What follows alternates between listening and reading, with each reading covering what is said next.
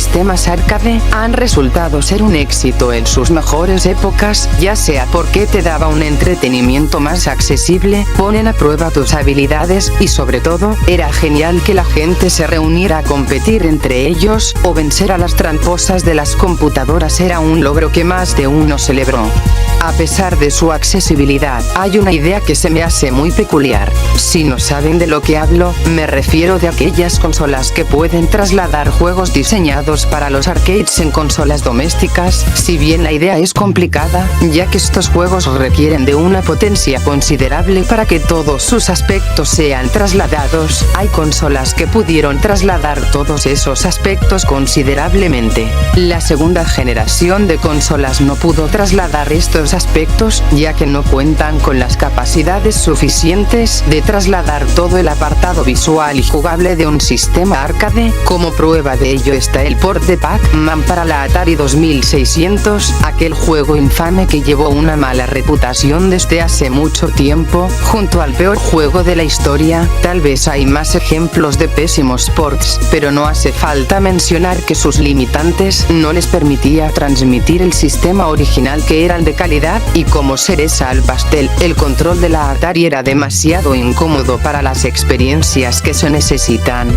Eso es solo contando a la consola más popular de esa generación, ya que otras consolas son mucho más desconocidas por el hecho de que no tuvieron tanto éxito, incluso siendo muy fáciles de evitar por no aportar nada a la industria. Tal vez de lo poco que puedo mencionar es el ColecoVision, que sí hacía conversiones de juegos arcades mucho mejores que el Atari 2600, pero aún los detalles gráficos o el sonido dejaban mucho de qué desear, ya que los colores no son tan nítidos como la experiencia original o incluso pierden detalles. El chip de sonido es peor todavía, ya que suena más comprimido que las experiencias originales, y a pesar de que hacían el intento de parecerse lo más posible a los sistemas arcades, no logran captar el mismo impacto de lo que se esperaba. Ya pasando por la tercera generación, donde los videojuegos no se fueron a la mierda, y nos dieron nuevas propuestas que son muy importantes en la industria.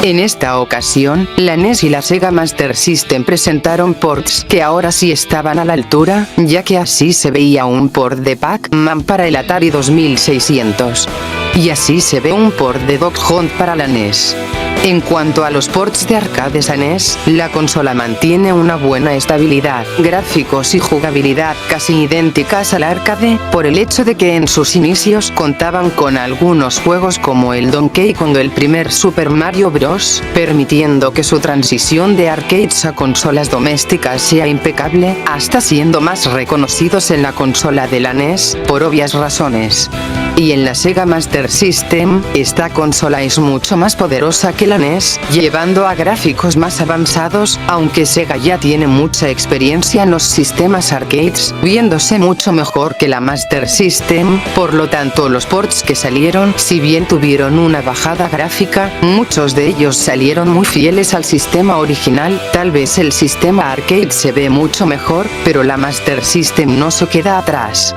Esta generación mejora muchas cosas que en la anterior no lograron, como los gráficos, el sonido, la jugabilidad o el contenido, aunque estas consolas técnicamente dan una experiencia similar al arcade del momento, ya que no terminas hasta llegar al último nivel, y ni siquiera son experiencias tan largas, por lo que los puedes terminar en poco tiempo. Sin embargo, ¿qué hay de la siguiente generación?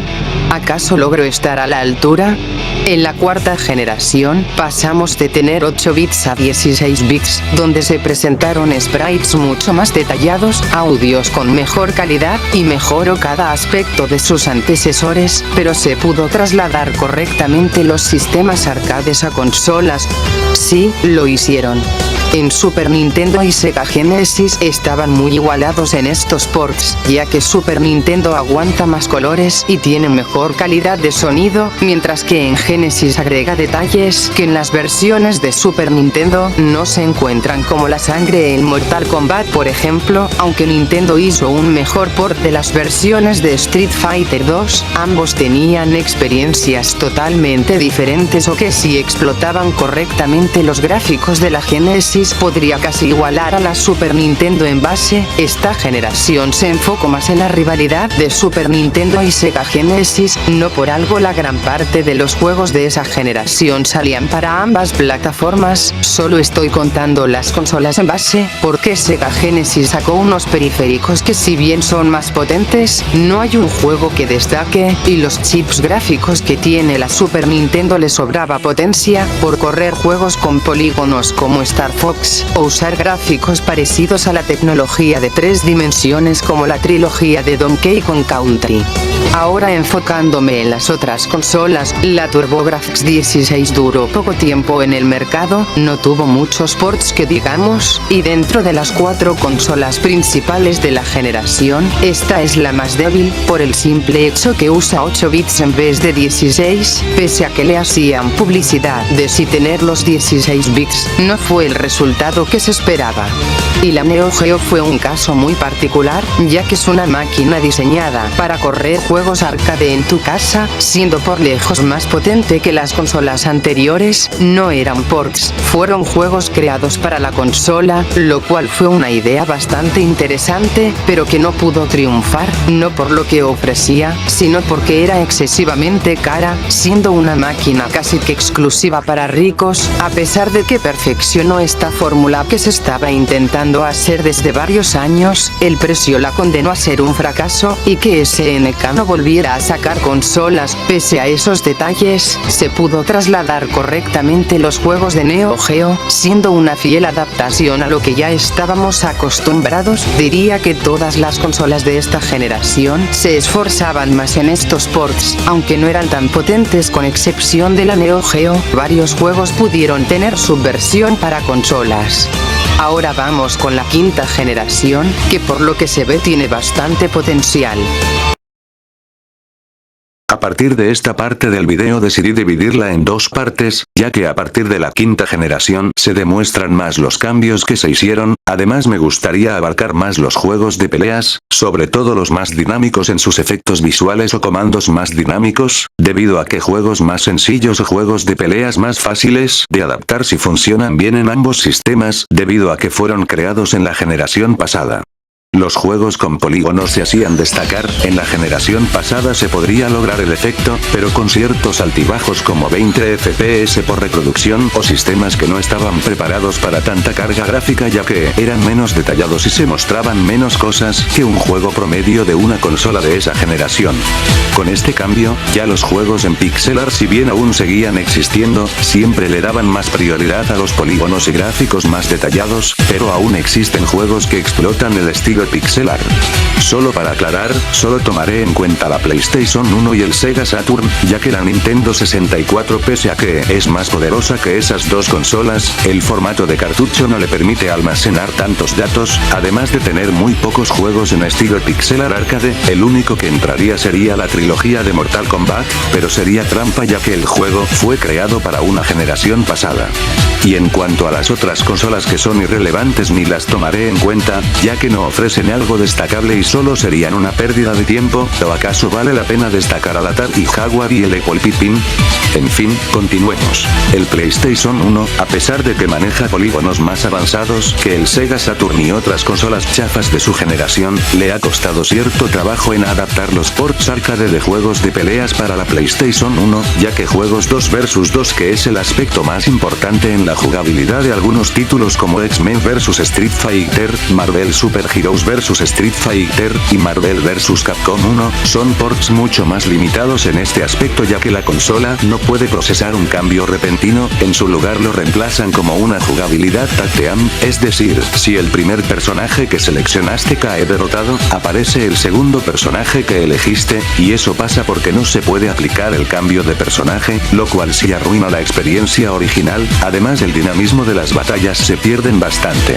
Otra cosa que cambian en X-Men vs Street Fighter y Marvel Super Heroes vs Street Fighter, es que los personajes solo pueden hacer un solo especial, lo cual limita mucho las posibilidades de acabar con tus enemigos de diferentes maneras, y no conformes con eso, hay bajadas de FPS y recortes de animación que en otras versiones, además que el sonido se escucha más comprimido, y los tiempos de carga son más largos que las versiones de Saturn. Entiendo que hayan recortado animaciones, pero la calidad del sonido, el rendimiento mediocre, y los tiempos de carga muy largos, convierte a estos ports muy deficientes, y lo mismo aplica a sus antecesores X-Men Children of the Atom y Marvel Super Heroes, que sí, no tienen la jugabilidad 2 vs 2, pero aún siguen con los mismos problemas de audio comprimido, tiempos de carga largos, especiales más limitados y gráficos menos detallados.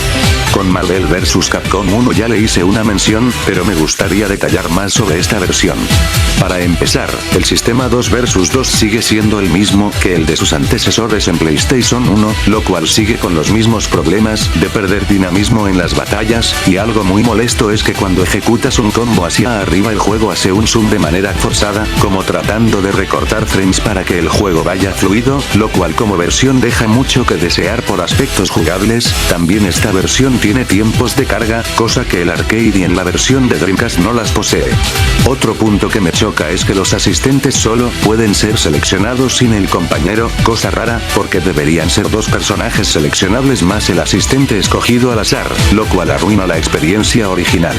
Lo rescatable de esta versión es que posee la galería, de ahí en más es un port muy inferior al arcade. Otro juego que se vio muy afectado por las limitaciones del PlayStation 1, aunque no tanto como los anteriores, es el Capcom vs SNK 1, es un juego que gráficamente se ve bastante inferior a la versión de Dreamcast y el arcade. Estos cambios gráficos, si bien no arruinan la experiencia jugable, afecta a la presentación y detalles gráficos que se veían muy bien en las versiones originales aquí se ven muy comprimidos, incluso se saltan introducciones de los escenarios o hacen cortes de animación, aunque en los combates no existe esa limitante, viéndose casi idéntico a las versiones originales.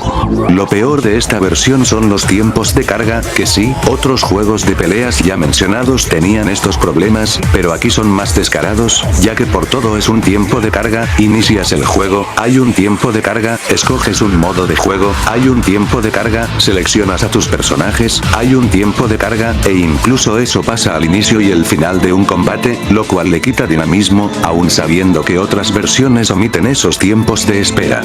Lo mejor del port es que ha mantenido la jugabilidad fluida, y que los escenarios no perdieron sus detalles que los hacen más atractivos. Claro que este port comparado con el de Dreamcast es muy inferior, sobre todo porque el PlayStation 1 era poco potente a comparación del inicio de la sexta generación con la Dreamcast, por lo menos es disfrutable, y eso que no es el último port que voy a hablar. La trilogía de Street Fighter Alpha ha sido porteada a la primera PlayStation, voy a mencionarlos de esta manera, ya que los tres juegos pese a sus diferencias como el contenido o diferencias en su jugabilidad, no tienen tantas diferencias a comparación de los crossovers de Marvel y Capcom.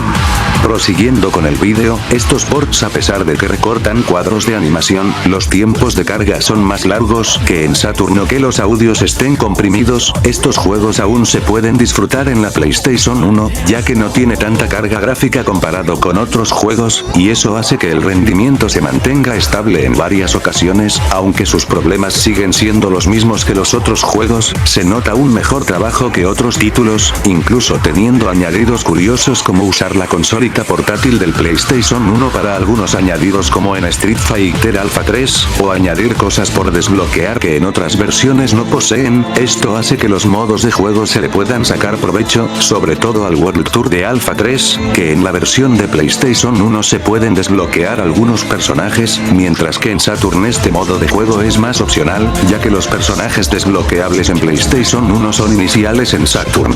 Algo que me parece curioso, es que en Alpha 1 y 2 están las animaciones en las selecciones de personajes, pero en la selección de personajes en Alpha 3 son estáticos, no sé si sea cosa de gráficos, porque ya quedó demostrado que en los otros dos juegos se ven fluidos, creo que puede ser por cuestiones de comprensión, ya que Alpha 3 es un juego con más cosas que sus antecesores, de hecho que corra bien en PlayStation PlayStation 1 es casi que un milagro técnico, con varios cortes de animaciones pero sin sacrificar la fluidez de los combates. Y bueno, ya no puedo decir más cosas de estos juegos, lo que sí puedo concluir, es que existen mejores versiones, en Alpha 2 y 3 son más recomendables las versiones de Saturn, aunque una alternativa más interesante es probarlos en la colección Street Fighter Anthology, que incluye todo el contenido de los dos juegos, o incluso trae la versión Gold del Alpha 2. Y en el caso del Alpha 3, tiene más versiones que sus antecesores, aunque las versiones que puedo recomendar es la de Dreamcast, la colección antes mencionada, o la opción más completa es probar la versión Max de PSP, ya que trae nuevos personajes y más contenido para el jugador. Ahora bien, la saga de Darkstalkers es un poco peculiar en esta consola, ya que el primer juego de Night Warriors no ha sido porteado a otras plataformas por un largo tiempo, la colección de PlayStation 2 no le hace justicia ya que solo fue exclusivo de Japón, además de ser una forma anticuada hoy en día, y en próximas plataformas solo se quedaba en las consolas de Sony por medio de retrocompatibilidad. Incluso este juego no apareció en el Darkstalkers Revenge, por lo menos salió en PlayStation 4, Xbox One, Nintendo Switch y PC, siendo por fin compatible en más sistemas modernos, dejando a un lado esa casi exclusividad con PlayStation. Pero ya dejando estas historias a un lado, debo hablar de su primer relanzamiento en consola. Verán, los juegos de Darkstalkers se destacan por sus animaciones extravagantes, fluidez en los combates y colores llamativos, pero este port en comparación, si bien intenta hacer su trabajo de mantenerse fiel a la versión original, aún sigue fallando por colores menos saturados, animaciones recortadas y un frame rate que no siempre se mantienen a 60 FPS, además de tener las pantallas de carga. Tal vez esta saga no es que sea tan conocida, pero vamos, sacar la peor forma de jugar el primer juego de Darkstalkers no es buena idea, aunque no sea tan malo el port para las personas que juegan esto por primera vez, a la larga uno se da cuenta que existen alternativas mucho mejores, como emular la versión arcade, jugar la colección de PS2, que sí, le dije anticuada desde un inicio, pero eso no implica que sea mala, solo lo dije así porque el segundo y el tercer juego ya tienen buenos porteros a consolas, pero el primer juego no, así que le queda esa colección, o también queda la opción de jugar la colección Capcom Arcade. La segunda entrega, Darkstalkers Revenge para la PlayStation 1, estaba buscando información si salía en esa consola, pero no encontré ningún resultado, ni siquiera encontré nada en la entrega que salió para Japón. Pero hey, al menos este juego recibió un port para Sega Saturn, el cual hablaré de ese port cuando termine con PlayStation 1. Ahora sí, el último port que voy a hablar para la PlayStation 1, se trata de Vampire Survivor X, la versión más completa de Darkstalkers 3 para la consola. El port como tal está bien, nuevamente comete casi que los mismos errores que juegos anteriores, pero mantiene las características del juego original. Eso sí, he notado que el audio se escucha peor, y tal vez se notan los cortes de animaciones y fluidez, pero aún así no tiene mucho de que envidiarles a otras versiones. Eso sí, no es ni siquiera la versión definitiva de este juego, ya que la versión de PSP, la de Dreamcast, o colecciones recientes son más recomendables para jugar el Darkstalkers 3, la versión del PlayStation 1 es más por curiosidad, y si no hablé mucho de este port, es porque tiene los mismos problemas que los anteriores. Si bien, la PlayStation 1 en cuanto a porteos de arcade le ha costado mantenerse a la altura, ya que sí o sí reciben un corte ya sea en la jugabilidad, en los apartados gráficos, o en las animaciones, no todos los porteos son malos, hay excepciones como Tekken 3, Dead or Alive, el primer Guilty Gear, Rivals Shoals o los dos juegos de Glory Roar, que estos juegos van bien en la consola, no los quise hablar por separado ya que, o si no este guión duraría más de la cuenta, además de que quise hablar de los ports de Capcom, que son los que más cuestan portear a la primera PlayStation. Tal vez la mayoría funcionan mejor por ser poligonales, pero hay una que otra excepción en 2D, y la mayoría de estos ports no son malos como tal, solo que hay otros ports o versiones mucho mejores que los que hicieron aquí. Sin nada más que decir, pasemos a la Sega Saturn. La Sega Saturn es una consola curiosa, no la he mencionado en mi video de Marvel vs Capcom ya que no había probado esas versiones, en ese momento tenía dispositivos con una potencia más limitada, además que emular la Saturn en dispositivos de gama baja es una tarea complicada por su arquitectura. Lo bueno fue que con el tiempo pude tener un mejor teléfono, y por ende, también una laptop que ya es capaz de emular consolas más exigentes, que eso lo puedo mostrar en un próximo video. Además, en ese entonces tenía cierto desconocimiento de esa consola, y por ende, no conocía las versiones de Saturn en algunos juegos de peleas. Dejando eso de lado, pasemos por los ports. Y algo que debo decir, es que la mayoría de estos juegos ya están también en PlayStation 1, por lo que aquí no me explayaré tanto. Lo que sí les puedo decir, es que como la Saturn renderiza mejor los juegos 2D que los poligonales, por defecto tiene ventaja ante la PlayStation 1, aunque tiene la desventaja de que los polígonos se ven peor que en PlayStation 1, y por ende algunos juegos que salieron para ambas consolas se veían mejor en la consola de Sony que en la Saturn, pero es harina de otro costal.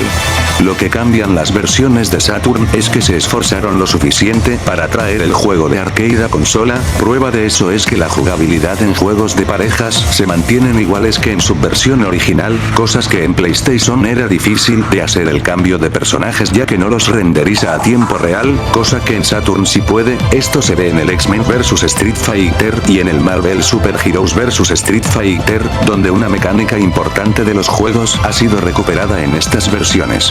Eso sí, no posee los modos de juego exclusivos del PlayStation 1 ya que esos modos de juego solo fueron diseñados para esa consola. En Saturn no están ya que es más parecido al arcade. Tal vez parezca injusto que una versión tenga más contenido que la otra, pero el detalle está que los juegos sin esos modos de juego se defienden muy bien, además como su enfoque era ser los más fieles posible cumplen bastante bien su trabajo. Pasando a los juegos que solo fueron porteados a Saturn como Darkstalkers 2, es casi igual a su versión original, manteniendo los cuadros de animación incluso una fluidez igual que la entrega original, y lo mismo aplica a su secuela. Otros cambios menores como en Street Fighter Alpha 3 donde los tiempos de carga son más cortos, y los personajes ya están desbloqueados desde el inicio sin pasar por el World Tour, que esa es otra diferencia con la Play, ya que la Saturn permite cartuchos con más RAM para correr estos juegos, por eso las cargas reducidas, mejores gráficos, mantuvieron los cuadros de animación, básicamente es el arcade hecho en casa. Es una lástima que no todos los juegos salieron de Japón, y bueno, después de esta larga explicación de las consolas de quinta generación, voy a hablar de la última generación importante para estos ports. Y para terminar, la sexta generación de consolas, más un extra que quiero mencionar. Algo que comentarles con respecto a este tema, es que en Dreamcast los ports arcade del momento salen mejor ya que esa consola técnicamente es una Sega Naomi integrada, y con eso varios ports se trasladan mejor a la consola de Sega como el primer Marvel vs Capcom, donde es un port más directo a la versión de arcade y no incluye las cosas inventadas del port de PlayStation 1 como un modo exclusivo o la galería de arte, no hay recortes de frames, además la jugabilidad es fiel a la experiencia original. También su secuela Marvel vs Capcom 2 donde si bien no incluye el modo galería de ports posteriores, mantiene todos sus sprites y el framerate se mantiene estable, no hay comprensión con el sonido y la jugabilidad se adapta muy bien al control del Dreamcast. Si bien los ports de PlayStation 2 y Xbox clásico no son malos, cuando a la Sega Naomi le sacaron sus juegos a otras plataformas que no sea el Dreamcast digamos que hubo ciertos cambios a nivel gráfico o comprensión de sonido. Un ejemplo es que el port de PlayStation 2 no mantiene la misma calidad gráfica o de sonido, no porque fuera menos potente, de hecho es todo lo contrario, simplemente tenían muchas diferencias de arquitectura en los primeros años de la PlayStation 2, pero con el tiempo lograron dominar al sistema en varios de sus videojuegos. Mientras que el port de Xbox clásico es más estable en los aspectos que fallaba el PlayStation 2, pero aún así tenían que cambiar ciertos apartados gráficos para que se mantenga estable, no por algo el port por excelencia en retas competitivas es el de Dreamcast. Si bien los otros dos ports no son malos, algunos cambios pueden ser perjudiciales para los que se toman en serio este juego. Aparte Dreamcast brinda la mejor experiencia en juegos de peleas de esa época, lo que también se puede notar en otros videojuegos que hablaré. Del Capcom vs SNK 1 ya lo mencioné en la parte de PlayStation 1, para no ser tan repetitivo mencionaré su secuela. Es increíble que saliera en las 4 plataformas importantes de la sexta generación, eso pasaba muy poco la verdad, pero en cuanto a porteos de este juego se trata, la de Dreamcast sigue teniendo ventajas en cuestiones de resolución y en la jugabilidad, aunque los ports de PlayStation 2, GameCube y Xbox clásico no se quedan para nada atrás, pese a que el port de PlayStation 2 lo que sí cambia es que la resolución es inferior, aún mantiene consistencia en la jugabilidad, mientras que los ports de GameCube y Xbox clásico son un tanto inconsistentes con esto. A ver, no son malos, pero sí saca mucho de onda en la parte de los controles, donde puedes optar optar por activar los especiales o ataques por comandos usando el segundo joystick del control. Aunque esta manera de jugar puede ser más fácil para los jugadores que recién empiezan en el juego, no es obligatoria y puedes desactivar esta opción cuando quieras para jugar en la forma tradicional. Eso sí, el mando de la GameCube, a pesar de que es muy bueno en varios de sus videojuegos, para los de peleas es un poco deficiente por la posición de los botones y la cruceta que es muy pequeña para estos juegos, y el primer modelo del mando de Xbox clásico es una mierda bastante incómoda, aunque su segunda revisión y la más popular corrige varias carencias del primer modelo, tampoco no es que sea la opción favorita de los fanáticos. Fuera de esas diferencias sigue siendo el mismo juego, me sorprende que este juego saliera hasta en el cubo, no tanto por la potencia ya que es la segunda consola más potente de su generación, sino porque hay muy pocos juegos de peleas tipo sprites en esta consola.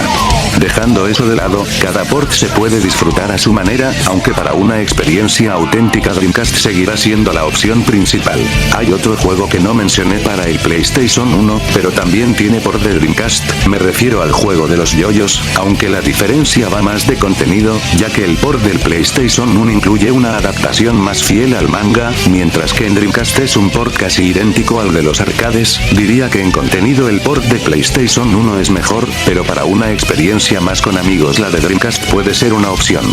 Continuando con esto, está nuevamente Street Fighter Alpha 3, sus diferencias más notables con respecto a los ports de PlayStation 1 y Sega Saturn es el hecho de que tiene una nueva interfaz, es el primer juego de la saga Street Fighter en incluir modo online, le hicieron algunos cambios al World Tour, los tiempos de carga no existen en este port, cosa que se agradece bastante, y cuenta con 4 opciones para el estilo de combate.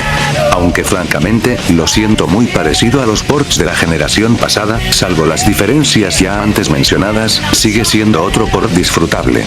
Pero ya hablando de otro juego de la saga, está también Street Fighter 3. Sus primeras 2 versiones vienen en un paquete de 2x1, lo cual se le agradece bastante, traen algunos modos adicionales y la experiencia es muy parecida al sistema original, aunque el plato principal de Street Fighter 3 es la versión Third Strike, que sigue los mismos pasos de las entregas pasadas, es decir, tiene sus cositas por ahí y por allá, pero la calidad se mantiene, pero a diferencia de sus antecesores, este sí tuvo ports para otras plataformas como PS2 y Xbox, pero la GameCube se queda afuera nuevamente. A decir verdad, todas sus versiones son disfrutables, hasta la de PS2 me impresionó porque varios apartados se mantienen intactos tanto en los gráficos como en la fluidez. De Xbox no me sorprende porque es la segunda mejor de su generación en manejar juegos de peleas con sprites fluidos. Curiosamente el port de PS2 salió por separado en Japón, pero en el resto del mundo salió una colección donde incluyen la versión más completa de Street Fighter 2 y el Third Strike, mientras que en Xbox solo salió la colección. A diferencia de los ports de PS1 o los cambios raros de Capcom vs SNK 2 en otros ports, este sí se puede disfrutar en varias plataformas, aunque la forma legal de hoy en día es la colección de Street Fighter, y para los Capcom vs SNK la Capcom Fighting Collection Volumen 2, pero como amo la piratería con los emuladores de Redream, PCSX2 y un poco de Dolphin sirven bastante, y Depsemu pues es un caso que aún necesita desarrollarse, pero al fin de cuentas hay varias plataformas por donde escoger. Ahora bien, mencionaré un juego que salió exclusivamente para la PlayStation 2, que es la Street Fighter Alpha Anthology, una colección que trae todos los juegos de la saga Alpha y las expansiones del Street Fighter Alpha 2 y 3, además de tener como extra el Gems Fighter. Lo que realmente destaca de esta colección es que por fin los ports de las primeras 2 entregas de Alpha se disfrutan mucho mejor por no tener los tiempos de carga, mantienen la fluidez de la experiencia original, y cada detalle se siente mucho mejor a ser porteado a una consola más potente que la PlayStation 1 y la Sega Saturn, aunque el que recibió más cambios fue el 3. El menú del port de Dreamcast se cambió, pero lo nuevo que incluye es que pasando el modo arcade por primera vez desbloqueas la versión opera automáticamente. También si te pasas la colección al 100%, el Street Fighter Alpha 3 Super tendrá incluido cosas del primer y segundo segundo juego, además que podrás hacer el parry de Street Fighter 3, una mecánica que nunca se vio en la trilogía original de esta saga, por lo que sí, esta colección la puedo considerar una de las mejores de la saga por los juegos incluidos, el contenido a desbloquear, y los extras que incluye. Esta y el de PSP son la mejor experiencia. Otros juegos que se separan de los sprites y van a un lado más enfocado a las 3 dimensiones, como las 2 entregas de Soul Calibur, Dead or Alive 2 y su expansión, Virtua Fighter 4 y su expansión, los Mortal Kombat, y los juegos de Tekken. La mayoría de estos títulos solo se planearon salir para esta consola, otros simplemente tienen un port espantoso como el de Dead or Alive 2, que originalmente era de Dreamcast, menos mal que después sacaron Dead or Alive 2 Hardcore, que trae contenido extra y mejora mucho la estabilidad del juego. De los Soul Calibur, el 2 cambia solamente el personaje invitado y un poco de la resolución, de ahí en fuera es el mismo juego, mientras que el 3 fue exclusivo de esta consola. Claramente es bastante decente en este apartado. Los Tekken tuvieron su último contrato de exclusividad con estos juegos, el 4 y el 5 son directamente pensados para la consola y su opción más fácil de jugarlos, mientras que el Tag Tournament mejora mucho todos los apartados de su versión, ve mucho mejor que la versión arcade, y pudieron añadir una que otra cosa para que sea la experiencia definitiva para este juego, y lo mismo aplicaría con Virtual Fighter 4 y su expansión. Y de los Mortal Kombat, técnicamente se juega bien en todas las plataformas que salieron, y como los desarrolladores también tenían cierta preferencia en desarrollar juegos para la PlayStation 2, no perdieron el tiempo en poner cada juego en esa consola, a pesar que sus competencias directas la superaban en varios aspectos como la facilidad de programación y mayor potencia. En esta generación se nota más el esfuerzo por llevar estos juegos a diferentes plataformas. Pueden haber diferencias porque cada consola trabaja de diferentes maneras. Se llevó muy bien el objetivo deseado, en especial porque Dreamcast en sus componentes usa la arquitectura de la arcade Sega Naomi, y eso facilita mucho las cosas, y las 3 consolas más destacadas llevaron la experiencia arcade a casa de una manera bastante consistente. Puede ser que me salte uno que otro juego, pero vamos, si mencionaba a todos esta madre nunca acabaría, y aún así, puedo concluir que la 6ª generación en este apartado es muy decente, y sin olvidar que las maquinitas estaban dando ya sus últimos éxitos, por así decirlo, porque después de ahí, si bien existen, no abarcan a tanto público y las versiones principales terminan siendo la de las consolas, lo cual eso no es malo, aunque deja un tanto de lado la plataforma principal. Y bueno, aquí termina este video.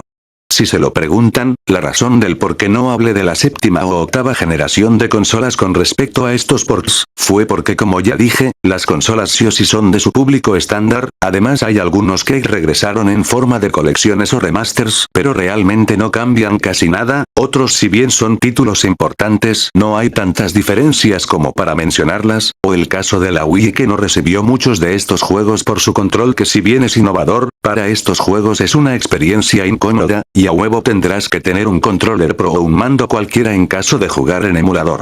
También las portátiles no las incluí porque si bien hay un puñado de juegos que están bien hechos, en este tema no se podría sacar mucho provecho ya que no hay tantos juegos de peleas de qué hablar. Ahora que ya aclaré todo esto, espero que les haya gustado este video. Quizás he dejado muerto este canal en estos últimos años, pero espero volver a subir contenido más frecuentemente. En fin, nos vemos.